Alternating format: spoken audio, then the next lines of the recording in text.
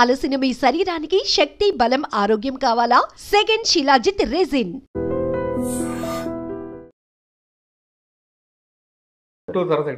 పుట్లూరు నుంచి రాప్తాడుకు వచ్చినాం.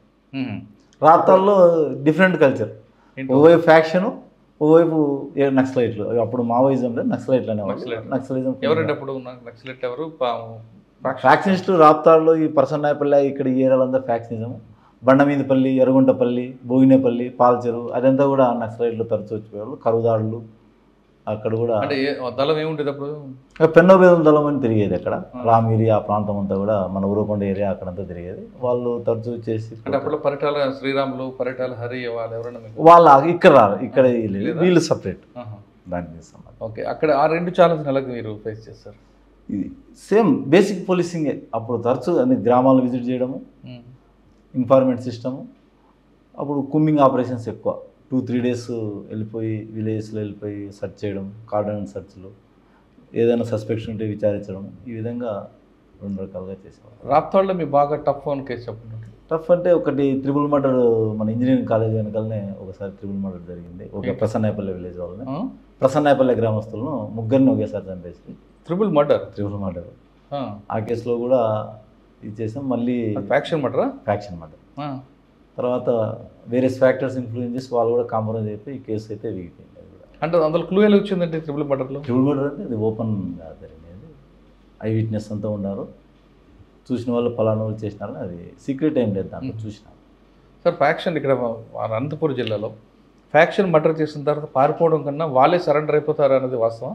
అంటే వాళ్ళే సరెండర్ అని కాదు, ఫ్యాక్షన్ చేస్తానే ఏం రారు వాళ్ళు. ఫ్యాక్షన్ చేసినాక పారిపోతారు. కేసెస్ అంతా అయిన తర్వాత మేము వెంట పడతాం. సమాచారం వస్తుంది అక్కడ ఉండారు ఇక్కడ ఉండారు అని చెప్పి. ఇంకా వాళ్ళకి తెలుసు ఏదో రోజు మనం పోలీసులు మనల్ని పట్టుకుంటారు అని. పట్టుకున్న తర్వాత కొంచెం ఏదన్నా దండిస్తారు అనే భయం ఉంటుంది. ఏదన్నా ఎల్డర్ దగ్గర, లీడర్స్ దగ్గర పోతే కొంత దండింపు తగ్గుతుంది అనే ఉద్దేశంతో వాళ్ళ లీడర్స్ ద్వారా వచ్చి సరెండర్ అవుతుంటారు. అంతేగాని వెంటనే నేరం చేస్తానే ఏం వాళ్ళు ఉండరు. మళ్ళీ మా ఎఫర్ట్స్ మేము చేయాల్సిందే, తిరగాల్సిందే. మా ఎఫర్ట్స్ ఎంత గట్టిగా ఉంటే వాళ్ళు అంత తొందరగా వస్తారు. మేము ఎఫర్ట్ చేయకపోతే అట్లే ఉంటారు. కానీ అప్పట్లో మర్డర్లు చేసి కత్తులు తీసుకొచ్చి పోలీస్ స్టేషన్ టేబుల్ మీద పెట్టే సన్నివేశాలు ఉంటాయి. అవాస్తవం అసలు. ఏదన్నా స్ట్రే మర్డర్స్ అయితే భార్య అని చంపితే అటువంటి వాటిలలో అట్లా వస్తారు. కానీ ఫ్యాక్షన్స్లు ఎవరు కూడా చంపి అట్లా స్టేషన్కి ఎవరు రారు. వాళ్ళు పారిపోతారు. సినిమాలాగా ఉంటుంది అంతే. అంతే మించి ఇంకేం అట్లుండదు. సార్ మీ ఫ్యాక్షన్ మీద బాగా చూసారు కాబట్టి, ఫ్యాక్షన్ అనగానే వైట్ అండ్ వైట్, స్టార్టర్ సుమ్మోళ్ళు, వెనక 10 మంది వేటకోడోళ్ళు, ఇదంతా ఎందుకండి కల్చర్ అని చూపిస్తారు? అది అంటే కల్చర్ అంటే ఫ్యాక్షన్ అనేది అదొక ఫ్యాక్షన్లో డ్రెస్ కోడ్ ఉండాలా? అంటే డ్రెస్ కోడ్ అంటే మనిషికి డ్రెస్ని బట్టి ఎక్కడైనా కూడా వాల్యూ ఉంటుంది సొసైటీలో. మంచి డ్రెస్ ఉంటే అపిరెన్స్, దానికి వాళ్ళు ఖచ్చితంగా మెయింటైన్ చేస్తారు. వాళ్ళ ఆర్థిక పరిస్థితి కూడా మేము చాలా దగ్గర నుంచి చూసింటాం. చాలా బాగుండదు వాళ్ళ ఆర్థిక పరిస్థితి, చాలా ఇబ్బందులు ఉంటాయి వాళ్ళకు కూడా. ఫ్యాక్షనిస్టులు కూడా చాలా అంటే కొన్నిసార్లు చాలా ఇబ్బందులు గురవుతుంటారు, మాతో చెప్తుంటారు వాళ్ళు ఓపెన్గా. కాకపోతే తప్పదు, వాళ్ళు మెయింటైన్ చేయాలి. ఎందుకంటే ప్రతిసారి పోలీస్ ప్రొటెక్షన్ ఇవ్వలేదు. అతని జాగ్రత్తలో అతను ఉండాలి. అంటే 2-3 మనుషులు మినిమం ఉండాలి. బస్సులలో పోలేడు, ఎందుకంటే సమాచారం వెళ్ళిపోతుంది ప్రత్యర్థులకు. టైం చెప్పకుండా వెళ్ళిపోవాలి, ఎప్పుడు పోతాడు ఎప్పుడు వస్తాడని తెలియకుండా ఉండాలి. దానికి ఒక వెహికల్ ఉండాలి, డ్రైవర్ ఉండాలి. మినిమం మెయింటెనెన్స్ వాళ్ళు చేయాలి. దానికి కూడా అది కూడా ఒక కారణం. ఈ మెయింటెనెన్స్ అన్ని ఇబ్బందులు అయ్యి కొంత ఫ్యాక్షన్లో నుంచి బయటకు వచ్చినారు చాలామంది. ఇంకో ప్రధానమైన కారణం ఏంటంటే ఆ జనరేషన్ నుంచి నెక్స్ట్ జనరేషన్ వచ్చేసి ఎడ్యుకేటెడ్. వాళ్ళ పిల్లలందరినీ కూడా వాళ్ళు కొంచెం అవగాహనతో మంచి మంచి స్కూళ్ళలో చదివించుకున్నారు. ఎందుకంటే ఆ ఊర్లో ఉంటే ఫ్యాక్షన్లో చదవలేడు కాబట్టి బయట స్కూళ్ళలో వేసినారు. వాళ్ళు కొంచెం సాఫ్ట్వేర్ ఇంజనీర్లు కావడం, కొంతమంది డాక్టర్లు కావడం, ప్రభుత్వ ఉద్యోగులు కావడం. ఆ జనరేషన్ నుంచి ఈ జనరేషన్ వాళ్ళంగా ఎక్కడో సిటీలలో హ్యాపీ లైఫ్ లీడ్ చేస్తున్నారు కాబట్టి అట్లా బ్రేక్ అయిపోయింది అక్కడ చైన్. సార్ మీరు చెప్తున్నట్లుగా ఫ్యాక్షనిస్టులు నిజంగానే బయట అండ్ బయట వేసుకుని లోపల మొత్తం చిరిగిపోయిన పని అయితే ఉంటారు. ఎందుకంటే వాళ్ళకున్న అప్పులు ఆ విధంగా ఉంటాయి. వాళ్ళ వెనక ఉన్న వాళ్ళు మనుషులు కూడా వాళ్ళకి వేధిస్తుంటారు, నాకు డబ్బులు కావాలని. అంతే కదా, వాళ్ళ ఫ్యామిలీ కూడా జరగాలి కదా. వీళ్ళ దగ్గర 20 మంది ఉంటారు, వాళ్ళ ఫ్యామిలీస్ ఇది పని చేస్తేనే వాళ్ళ ఫ్యామిలీ బతుకుతుంది. అతన్ని ఫ్యామిలీని లుక్ ఆఫ్టర్ చేయాలి, వీళ్ళు మెయింటెనెన్స్ వీళ్ళు చూసుకోవాలి. చాలామంది ఫ్యాక్షనిస్టులు వాళ్ళు చెప్పేవాళ్ళు, సార్ మా అబ్బాయి చైతన్య స్కూల్లో ఉంటే బికాజ్ ఆఫ్ ఫ్యాక్షన్ మా ఊళ్ళో తెచ్చి చదివించుకున్నామని చెప్పిన వాళ్ళు చాలామంది ఉన్నారు నా దగ్గర. చైతన్య నారాయణ స్కూల్లో చదివించుకునే వాళ్ళు లక్షల్లో ఫీజులు కట్టాలి, అక్కడ సాధ్యం కాదు. ఇక్కడికి వచ్చేసి మళ్ళీ అక్కడి నుంచి ఇక్కడ చేర్పించుకున్నారు. సార్ ఫ్యాక్షనిస్టులు ఎక్కువగా 2 సామాజిక వర్గాలనే పోషిస్తుంటాయి. వాళ్ళని అడ్డం పెట్టుకొని వాళ్ళు ముందు పెట్టి వీళ్ళు వెనుకుంటారంట, వాస్తవం అది? అట్లని ఏం లేదు, కొంత అవసరాలకు వీళ్ళు కూడా వాళ్ళని అప్రోచ్ అవుతారు. రకరకాల ఇప్పుడు ఇద్దరు లీడర్స్ ఉండాలంటే గ్రామంలో ఒకరికి ఏదైనా ఒకటి, గ్రామంలో చిన్న చిన్న సమస్యలు వస్తూ ఉంటాయి. అంటే రస్తా తగరాలు కానీ, పొలం గట్టు తగరాలు కానీ, వాటర్ పంపించేది కానీ, ఇటువంటి సమస్యలు వచ్చినప్పుడు ఒకరు అడ్డం చెప్తే అతను ఏ వర్గం వ్యక్తి అని చూస్తారు. ఆటోమేటిక్గా ఇతను రెండో వర్గం వ్యక్తి దగ్గర పోతారు. అట్లా వర్గాలు. సార్ మీకు దీని ఆర్జన్ తెలుసు కాబట్టి వాళ్ళని పిలిపించి మాట్లాడి వాళ్ళ మార్పు తేవడం చేశారా ఎప్పుడైనా? లేదో కేసులు, అరెస్టులు, రిమాండ్ అయినా? కేసులు, అరెస్టులు, రిమాండ్లు చాలా వరకు నేను పునరుద్ఘాటిస్తుంటా. రెవెన్యూ వాళ్ళతో కూడా మాట్లాడుతుంటా. ఎంఆర్ఓలు, ఆర్డీఓలు వచ్చినప్పుడు సమస్యలు ఎక్కువ వచ్చేసి రెవెన్యూ రిలేటెడ్ ఇష్యూస్ వస్తాయి గ్రామాల్లో. అయితే వాళ్ళు పోలీసులే అప్రోచ్ అవుతారు. మేము కూడా రెవెన్యూ వాళ్ళను ప్రెజర్ చేస్తుంటాం, ఈ రస్తా చూపించండి తొందరగా, రస్తా లేదనే సమస్య. దానికి ఇతను పోతానంటే అతను పోను అంటాడు. అక్కడ గొడవ పడతారు. ఒకరు ఓ అయిపోతే ఓ రెండో అయిపోతారు. అది పోకుండా ఉండాలంటే ఏం చేయాలి? ఫస్ట్ రస్తా ఉందా లేదా, లేకుంటే లేదు బాబు అంటే రాడు, ఉంటే ఉంది అని చెప్తే అయిపోతుంది. అదర్ వ్యక్తి కోర్టు పోవడం ఏదో ఒకటి చేస్తారు. అక్కడ డిలే చేసే కొద్దీ ఉద్రిక్తత పెరుగుతుంది. అదొకటేనా లేదా గ్రామాల ఆధిపత్య పోరు కూడా ఉంటుంది? ఆధిపత్య పోరు అందరికీ ఉండదు. గ్రామంలో ఆధిపత్యం అందరూ చేయలేరు. ఒక ఫ్యామిలీ ఉంటుంది, వాళ్ళు మాత్రం చేయగలరు. రెండో ఫ్యామిలీ ఇంకో వైపు ఉంటుంది, వాళ్ళు మాత్రమే చేయగలరు. ఇటువంటి సమస్యలన్నీ క్యుములేట్ అయిపోయేసి వర్గాలుగా రెండుగా విడిపోతుంది. ఎప్పుడైతే మనం సమస్యలను పరిష్కారం తీసుకోకపోతే ఇంకా తప్పదు. ఇప్పుడు రస్తా అతనికి ఆ పొలం లేకపోవాలంటే ఆ రస్తా తప్ప గత్యంతరం ఉండదు. ఇంకా అతను ఏం చేయాలి? లేకపోతే అక్కడ పొలం పెట్టుకోలేడు. తప్పనిసరిగా అతనికి పవర్ అనేది కావాలి. పోలీసు కొంతవరకే ఇంటర్ఫీర్ కాగలదు. దాంట్లో కొన్ని వ్యవస్థలు అంటే రోజుల తరబడి వేరియస్ కారణాలు నానుస్తాయి. అప్పుడు సరే పోదామంటే పోదామంటాడు. అంటే పల్లెల్లో అట్లా ఉంటుంది.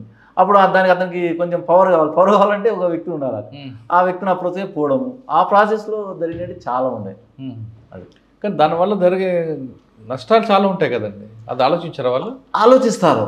కానీ అక్కడ పల్లెల్లో ఏమైపోతుందంటే, ఇప్పుడు ఆ దస్తా దగ్గర ఊరుకుంటే రేపొద్దున ఇంకోటి ఇంటికి కూడా ఏదైనా చేస్తాడు, ఇంకా చేస్తాడు. ఎట్లా ఎదుర్కోవాలి అవన్నీ?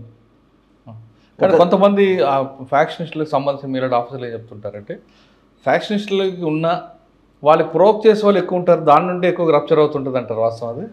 అంటే ఈ మీరు చెప్పినట్టు గ్రామాధిపత్యం కోసం పోరు జరుగుతుంటుంది కదా, ఆధిపత్య నాయకులు ఉంటారు గ్రామంలో, వాళ్ళు మాత్రం అట్లా ఉంటారు. అంతేగాని అందరూ కూడా ఆ విధంగా ఉండరు. వాళ్ళు అయితే వర్గాలు మెయింటైన్ చేసుకోవాలి, ఆధిపత్యం ఉండాలనే దాని మీద పనిచేస్తుంటారు. మిగతా గ్రామస్తులు చాలామంది ఉంటారు, వాళ్ళకేమి ఈ ఇబ్బంది ఏమి ఉండదు. వాళ్ళు ఆ వైపు ఉన్నా ఈ వైపు ఉన్నా ఏ వైపు ఉన్నా వాళ్ళకి ఇబ్బంది ఉండదు. ఇటువంటి చిన్న చిన్న సమస్యల మూలంగా వాళ్ళు బయటికి రాలేరు ఇంకా. ఓకే. కానీ ఫ్యాక్షనిస్టులు ఇక్కడ రాయలసీమలో ఆడవాళ్ళే ఎక్కువ పవర్ఫుల్, వాళ్ళకు పక్కపడితే వదిలిపెట్టరంటారు. అట్లని ఏముండదు. కానీ ఆడవాళ్ళు అంతా వాళ్ళు కూడా ఉందో, ఏ లేడీస్ అయినా మేము వాళ్ళతో కూడా మాట్లాడుతుంటాం ఇళ్ళకి పోయినప్పుడు. వాళ్ళ భర్తలు ఇళ్ళకు దూరంగా జైళ్ళల్లో ఉండాలని వాళ్ళకు కూడా ఉద్దేశం ఏమి ఉండదు. ఏదైనా భార్య అంటే లేడీస్ అంటే కొడుకు, కూతురు, భార్య, భర్త అంతా కలిసి ఆనందంగా ఉండాలనేది వాళ్ళ కాన్సెప్ట్ ఉంటుంది. ఇట్లా ఈ విధంగా పోలీసులు రావడము, వాళ్ళని దండించడము, వాళ్ళ భర్తలు పారిపోవడము, నెలల తరబడి జైల్లో ఉండడం వాళ్ళకు కూడా ఇష్టం ఉండదు. కాకపోతే పల్లెల్లో తప్పదు. ఇప్పుడు ఫ్యాక్షన్లో ఇద్దరిది తప్పు అని చెప్పలేము. ఒకరు తప్పు చేస్తారు, రెండో వ్యక్తి ఎదుర్కోకపోతే ఆ గ్రామంలో ఎట్లా? దానికి కరెక్ట్ చేసే వ్యవస్థలు అంత స్విఫ్ట్గా పనిచేయరు, అంత స్పీడ్గా పనిచేయలేవు వ్యవస్థలు. ప్రభుత్వ వ్యవస్థలు అంత స్పీడ్గా పనిచేస్తే అక్కడ నివారించవచ్చు. కానీ వేరియస్ రీజన్స్ వలన లేట్ అవుతుంది. లేట్ అయితే అక్కడ ఉద్రిక్తత పెరగడం, ఆవేశానికి లోను కావడం, అట్లా అదే తప్పు చేసిన వ్యక్తి ఉన్నా కూడా అవతటి వ్యక్తి కూడా ఎదుర్కోవాల్సిందే. ఆ తప్పును ఖండించలేదనుకోండి, ఇది ఎంతవరకైనా దారి తీయొచ్చు కదా అనే ఉద్దేశం ఎక్కువ ఉంటుంది విలేజెస్లో. ఫ్యాక్షనిస్ట్కి పొద్దున్న తీసుకురావాలి అంటే ఉదయం లెగ్గానే తీసుకురావాలి, కౌన్సిలింగ్ చేయాలంటారు, వాస్తవం అది? పూర్తిగా కౌన్సిలింగ్తోనే ఫ్యాక్షన్ తగ్గడం అనేది అది దాని మీద ఆధారపడడం కూడా తప్పే. ఎందుకంటే వాళ్ళలో మార్పు రావాలి. చెప్పినా కదా, ఎడ్యుకేషన్ ఇంపార్టెంట్. వాళ్ళ కొడుకులంతా కూడా ఇప్పుడు ఇంజనీర్లు, సాఫ్ట్వేర్ ఇంజనీర్లు చాలా మాకు తెలిసిన లీడర్స్, ఓల్డ్ జనరేషన్ వాళ్ళంతా కూడా వాళ్ళ పిల్లలు మంచి మంచి పొజిషన్లో ఉన్నారు. వాళ్ళు రమ్మన్నా ఇక్కడ రారు, వాళ్ళు వీళ్ళని కంట్రోల్ చేస్తుంటారు అక్కడి నుంచి. అనవసరంగా ఎందుకు మీరు వెయిట్ అని. అక్కడ ఎప్పుడైతే మనకు ఎడ్యుకేషన్, ఇంజనీరింగ్ కాలేజెస్ అన్ని బాగా వచ్చినాయి, ఒకనొక దశలో నెంబర్ ఆఫ్ కాలేజెస్ వచ్చినాయి, ప్రతి ఒక్కరికి ఇంజనీరింగ్ చేయడానికి అవకాశం వచ్చింది. అదేవిధంగా ఎంప్లాయ్మెంట్ జనరేషన్ కూడా బాగా జరిగింది. అంటే ప్రతి ఒక్కరు సాఫ్ట్వేర్ ఇంజనీర్. ఇది ఎప్పుడైతే వాళ్ళకు సాఫ్ట్వేర్ ఇంజనీర్ అయిపోయి అక్కడ లక్షల జీతము, మంచి ఫెసిలిటీస్, వాళ్ళ ఫ్యామిలీ హ్యాపీనెస్ అదంతా చూడడానికి ఇక్కడ ఈ దీంట్లోకి రావడానికి వాళ్ళకి ఇష్టం ఉంటుంది. అంటే రెండో తరం అనేది కొంచెం తగ్గింది. తగ్గింది.